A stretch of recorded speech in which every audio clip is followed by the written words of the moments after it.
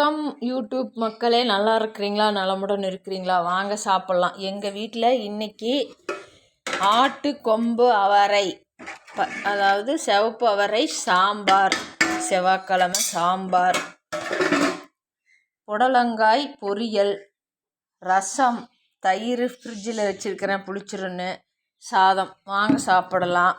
உங்கள்கிட்ட இன்னொரு பதிவு நான் சொல்லணும். மெயினாக இந்த பதிவு பெண்களுக்கு உண்டானது. நான் எப்போவுமே சமைக்கிறப்பவும் சரி, சும்மா இருக்கிறப்ப இந்த மாதிரி தட்டில் தான் கரண்டி வைப்பேன். ஒரு சிலர் இந்த மாதிரி அடுப்பு மேலே கிளறுவாங்க, அடுப்பு மேலே வைப்பாங்க, கிளறுவாங்க, அடுப்பு மேலே வைப்பாங்க. நான் வைக்க மாட்டேன். அடுப்பு மேலே வச்சு அடுப்பு கெட்டுரும்.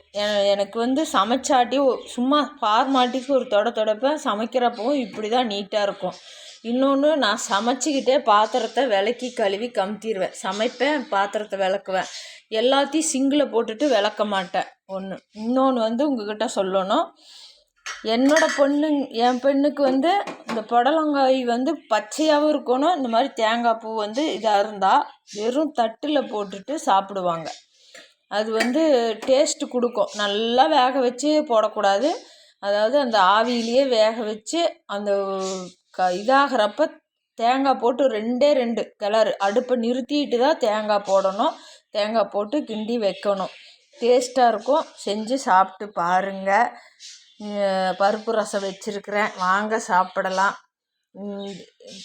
எந்த ஒரு பொம்பளையுமே அடுப்பை நீட்டாக அடுப்பு திட்டும் நீட்டாக வைக்கிறாளோ அவங்க வீட்டில் எப்போவுமே மங்களகரமாக சுபிட்சமாக மகாலட்சுமி குடியிருப்பாள். இது 100க்கு 100 உண்மை. மகாலட்சுமி கண்ணில் கூட தெரியல, பார்க்க முடியல அப்படிலாம் கேட்காதீங்க. வீடு நீட்டாக இருந்தால் அந்த வீட்டில் போய் சாப்பிட்றதுக்கு நம்மளுக்கு திருப்தியாக இருக்கும். ஒரு சிலர் அடுப்புக்கிட்ட பார்க்க ஒரு மாதிரியே கசன்னு அப்படி வச்சிருக்கக்கூடாது. ஏன்னா நம்ம வீட்டு பொம்பளை, அதாவது வேலைக்கு போகிறவங்க அப்படி வச்சுருப்பாங்க. ஏன்னா அவசரம் அவங்களுக்கு. குழந்தைக்கு ஸ்கூலுக்கு தாட்டணும், கணவர் ஆஃபீஸ்க்கு தாட்டணும், அந்த டயத்துக்குள்ளே வேலைக்கு போகணும் அப்படிங்கிறவங்க கசன்னு வச்சுருப்பாங்க. ஈவினிங் பொறுமையாக செய்வாங்க. அவங்கள நான் இந்த சப்ஜெக்டில் சொல்லவில்லை.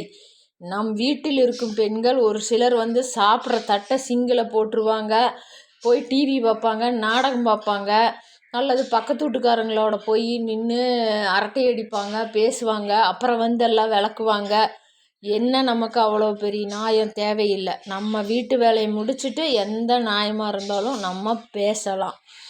நம்ம வீட்டை நம்ம பெண்கள் தான் சுத்தபத்தமாக வச்சுருக்கணும். எனக்கு லைக்கு கொடுக்கலினாலும் பரவாயில்ல, என் மனசில் பட்ட